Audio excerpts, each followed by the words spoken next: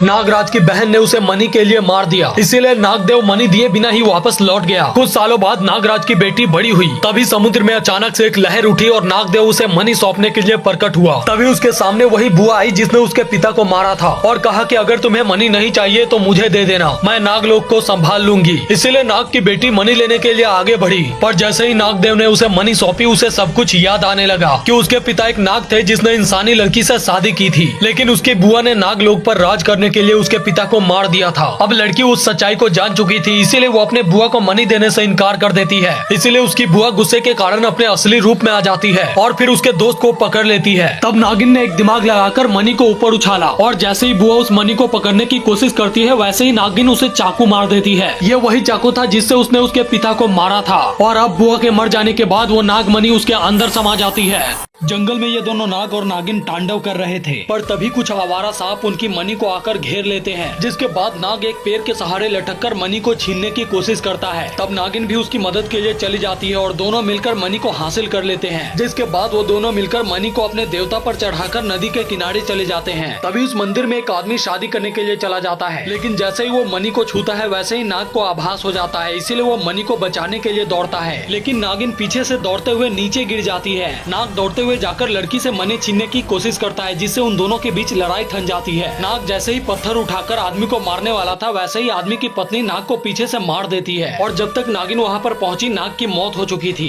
इसीलिए नागिन क्रोध में आकर आदमी को अपने विष से ही मार देती है। साथ ही वो लड़की को भी सांप बनने का श्राप दे देती है, जिससे लड़की उसी पल एक सांप में बदल गई और नागिन की भी मौत हो जाती है। साथ ही वो सांप बनी लड़की भी अपनी प्रेमी की मौत को देखकर इस दुनिया को छोड़ देती है। दोस्तों, सपेरा जैसे ही बीन बजाता है घर में मौजूद इस नाग को अचानक से चक्कर आने लगते हैं और देखते ही देखते वो नाग सांप का रूप धारण कर लेता है। माँ अपने बेटे के बिस्तर पर इतना बड़ा सांप को देखकर डर जाती है और बाहर अपने पति को बुलाने के लिए चली जाती है और जब तक औरत का पति देखने के लिए घर पर आता तब तक वो नाग वहाँ से जा चुका था और जब उन्हें वो नाग नहीं मिला तब वो सपेरे से बीन बजाने को बोलकर उस सांप को निकालने के लिए कहते हैं, लेकिन बीन बजाने से पहले ही नाग इंसानी शक्ल में आकर सपेरे को रोक देता है। परिवार वालों को नहीं पता था कि उनका बेटा ही इच्छाधारी नाग है, लेकिन अब पिता को थोड़ा थोड़ा शक होने लगता है। इधर इस अघोरी ने नाग को पकड़ने के लिए एक लड़की को भेजा था जिसके पास जादुई शक्तियाँ थी और वो नागिन को कैद कर देती है ताकि मनी बचाने में वो नाग की मदद न कर सके। इसलिए जब नाग को कई दिनों तक नागिन नहीं मिलती तब वो अपना रूप बदलकर उसे ढूंढने के लिए जाने लगता है, लेकिन उसे रूप बदलते हुए नाग का पिता देख लेता है, जो देखकर उन्हें यकीन हो जाता है कि उनका बेटा एक इच्छाधारी नाग है और इधर ये नाग नागिन की तलाश में जंगल की ओर निकल जाता है।